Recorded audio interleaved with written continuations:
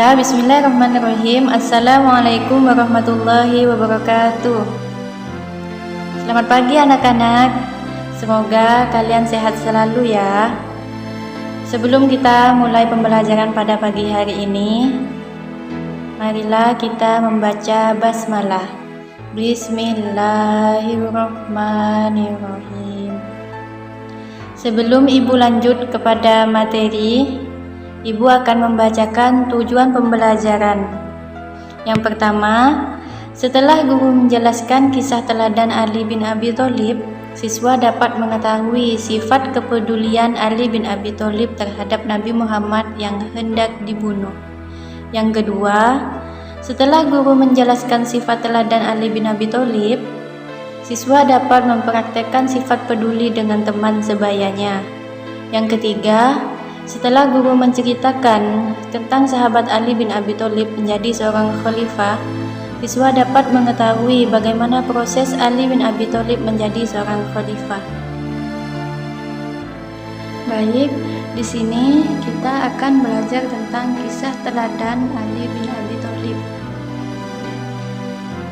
Di sini nama lengkap sahabat Ali karramallahu wajhah adalah Ali bin Abi Thalib bin Abdul Muthalib. Karena itu, sahabat Ali adalah sepupu Rasulullah Sallallahu Alaihi Wasallam. Kenapa diberi gelar karramallahu wajhah?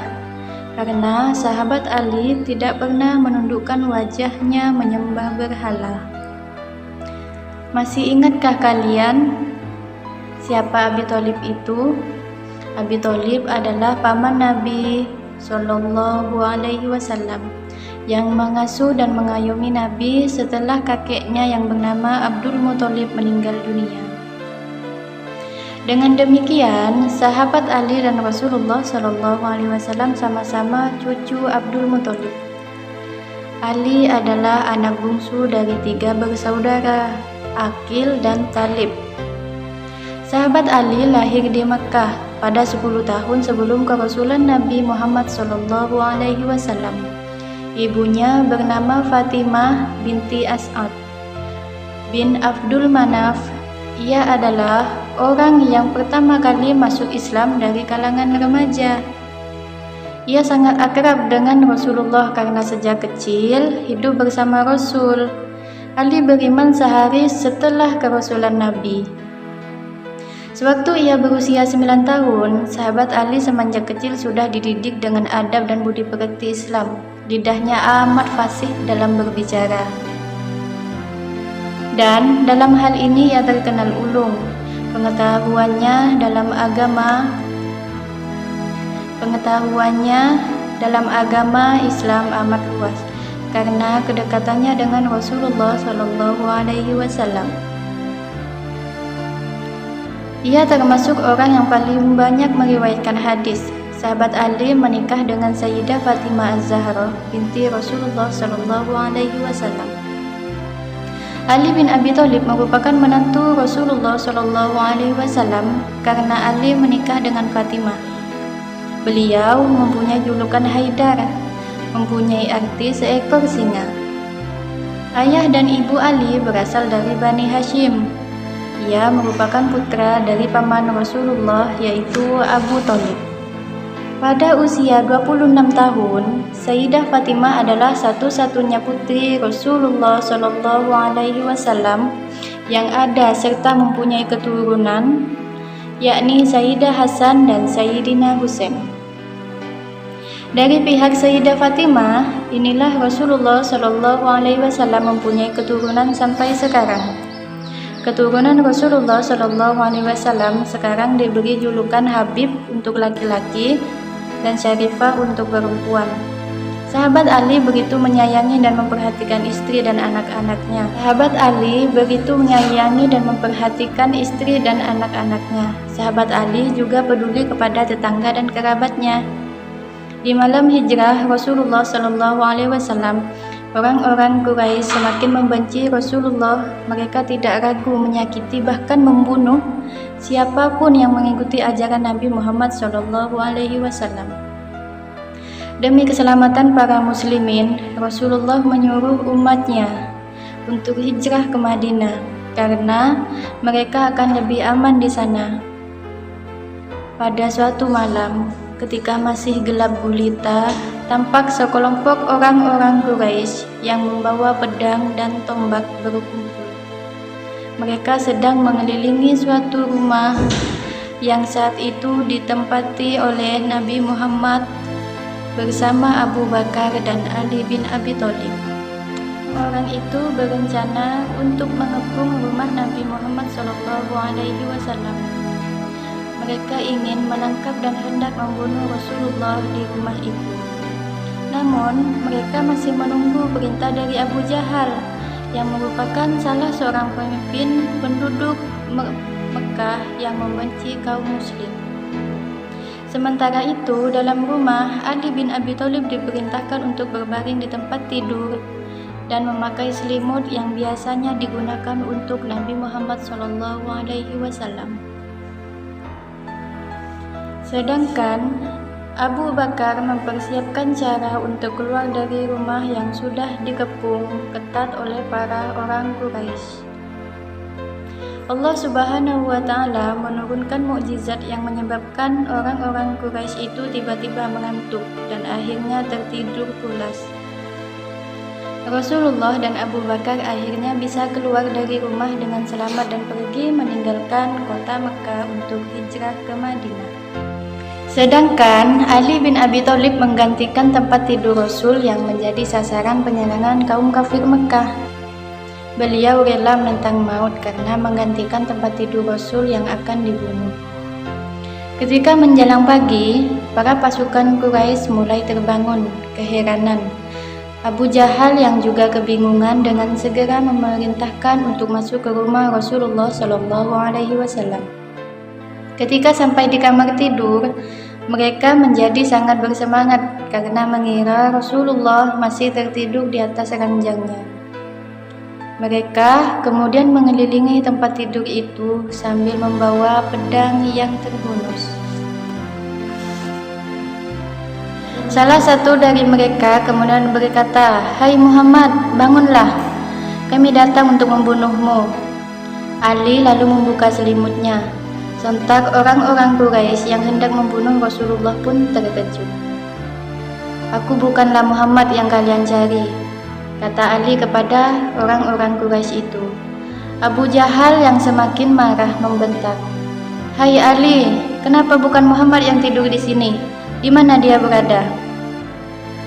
Ali menjawab dengan santainya, "Aku tidak tahu, semalaman aku hanya tidur di sini." Namun, mengetahui yang tidur di tempat tidur Nabi ternyata Ali, kaum kafir tidak membunuhnya. Orang-orang Quraisy yang durhaka itu kecewa karena gagal membunuh utusan Allah. Mereka lalu meninggalkan Ali dan keluar dari rumah Rasulullah SAW dengan tangan hampa. Di Mekah, Ali tinggal selama 3 hari untuk menjalankan tugas yang diberikan oleh Rasulullah SAW. Selanjutnya, Ali ikut hijrah ke Madinah dengan berjalan di malam hari dan bersembunyi di siang hari.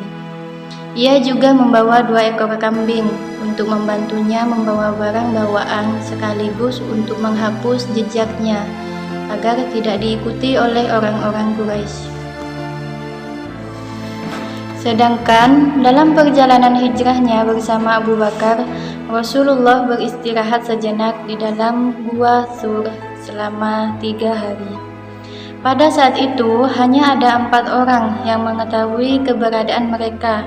3 di antaranya adalah putra-putri Abu Bakar, yaitu Abdullah, Aisyah, dan Asma, serta 1 pembantu mereka yaitu Amir bin Fuhairah. Begitulah salah satu kisah yang menceritakan tentang kecintaan Ali bin Abi Thalib terhadap Rasulullah SAW. Ia rela berkorban demi beliau meskipun nyawa adalah taruhannya.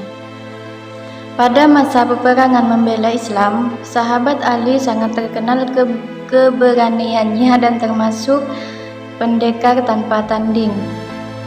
Sudah menjadi kebiasaan sebelum perang dengan kafir Mekah, dimulai dengan perang-perang tanding dan tentara pilihan 1 lawan 1. Sahabat Ali selalu menang dalam perang tanding ini. Keberaniannya terkenal dan ia mengikuti hampir seluruh peperangan yang dipimpin oleh Rasulullah SAW. Karena keberaniannya ini, sahabat Ali mendapat julukan Asadullah. Sahabat Ali termasuk dari salah satu dari 3 sahabat utama Nabi yang mengambil pengetahuan, budi pekerti, dan kebersihan hati dari Rasulullah SAW. Mereka adalah sahabat Abu Bakar, Umar, dan Ali. Mereka bertiga dikenal sebagai mercusuar yang memancarkan sinar Islam ke seluruh dunia. Bahkan di antara ketiganya, sahabat Ali terkenal sangat cerdas dan dikenal sebagai pintu ilmu dari kota ilmu. Sahabat Ali diangkat menjadi khalifah keempat pada tahun 35 Hijriah, menggantikan sahabat Utsman bin Affan. Sahabat Ali menjadi khalifah selama 6 tahun. Beliau wafat pada tahun 40 Hijriah. Kisah kepedulian sahabat Ali dan keluarga. Suatu hari, sahabat Ali bin Abi Thalib kekurangan makanan bersama istrinya yang bernama Sayyidah Fatimah. Ali meminta benang kepada seorang Yahudi untuk memintalnya, sehingga bisa mendapatkan upah untuk membeli gandum. Setelah selesai bekerja memintal dan dapat membeli gandum, Sayyidah Fatimah membuat roti dari gandum. Saat makanan tersaji dan dihidangkan, datanglah seorang fakir miskin meminta makanan. Sahabat Ali pun memberinya beberapa potong roti. Sesaat kemudian, datang lagi seorang yatim piatu meminta makanan. Sahabat Ali pun memberinya roti. Saat rotinya tinggal sedikit dan akan disantap bersama keluarga, datang lagi seorang budak meminta makanan. Diberikanlah roti terakhir kepadanya. Sahabat Ali bersama keluarga akhirnya tidak jadi makan. Mereka hanya meminum air. Beberapa saat kemudian, sahabat Ali melihat kedua putranya, yakni Sayyidah Hasan dan Husain, perih menahan lapar. Sahabat Ali dan Sayyidah Fatimah sebenarnya masih bisa menahan lapar. Namun, melihat kedua putranya, sahabat Ali tidak tega. Sahabat Ali pun pergi ke rumah kakek Sayyidina Hasan dan Husain. Tahukah kalian siapa kakek Sayyidina Hasan dan Husain? Kakek mereka adalah Rasulullah SAW. Sahabat Ali kemudian menceritakan keadaan kedua cucu Rasulullah SAW. Kemudian Rasulullah pun memberinya keranjang kecil berisi buah kurma. Akhirnya sahabat Ali pun pulang ke rumah dan bersama keluarga menyantap buah kurma tersebut. Sahabat Ali bin Abi Thalib radhiyallahu an menjadi khalifah. Ketika Khalifah Utsman wafat, sebagian elit atau golongan atas pemerintahan Islam tidak menginginkan Ali menggantikan Utsman menjadi khalifah. Mereka takut sahabat Ali akan memerintah layaknya sahabat Abu Bakar, yakni dengan penuh kedisiplinan dan sangat ketat. Mereka takut kehilangan jabatan, namun mereka juga tidak berani mencalonkan diri menjadi khalifah. Karena mereka tahu siapapun tidak ada yang pantas menjadi khalifah apabila sahabat Ali masih ada. Hanya sahabat Ali lah yang layak menjadi khalifah, sementara mayoritas kaum muslimin kalangan bawah sangat menginginkan pemimpin yang tegas, disiplin, berani seperti sahabat Umar, sehingga bisa mengatur kembali pemerintahan Islam yang dirusak. Hanya sahabat Ali lah yang layak menjadi khalifah. Sementara mayoritas kaum muslimin kalangan bawah sangat menginginkan pemimpin yang tegas, disiplin, dan berani seperti sahabat Umar, sehingga bisa mengatur kembali pemerintahan Islam yang dirusak para pemberontak dan para pejabat yang tidak bertanggung jawab di masa Khalifah Utsman. Rakyat banyak yang berkumpul untuk membaiat sahabat Ali, namun beliau mengatakan, ini bukan urusan kamu sekalian, ini adalah urusan orang-orang yang mengikuti perang Badar. Mana Tolhah, Zubair, dan Sa'ad, para sahabat terkemuka, termasuk yang disebut sahabat Ali. Tadi tidak ada yang menolak untuk membaiat sahabat Ali. Mereka tidak sanggup menghadapi masa-masa kritis dan perpecahan yang sudah mulai timbul. Akhirnya, sahabat Ali dibaiat oleh rakyat terbanyak menjadi khalifah keempat menggantikan Utsman bin Affan. Dari jawaban sahabat Ali ini menunjukkan bahwa pada dasarnya sahabat Ali bukanlah orang ambisi jabatan. Ali sangat butuh pertimbangan dari 3 orang tersebut, karena mereka orang-orang berjasa dalam perang Badar di samping orang-orang yang dibentuk oleh Umar dalam memilih Utsman sebagai khalifah. Kepemimpinan umat Islam selanjutnya digantikan oleh sahabat Ali karamallahu wajhah. Sahabat Ali menjadi khalifah pada usia 58 tahun dan menjabat selama 4 tahun. Beliau dikenal sebagai sahabat yang sangat sederhana karena meniru kehidupan Rasulullah SAW. Sangat cerdas dan berilmu sangat dalam, tegas dan gagah berani, serta kuat dalam mempertahankan ajaran dan tradisi Rasulullah SAW. Namun, karena kondisi umat Islam yang sangat luas dan terpecah, masa kepemimpinan sahabat Ali banyak terpenuhi gejolak. Kota Madinah kurang mendukung menjadi pusat pemerintahan.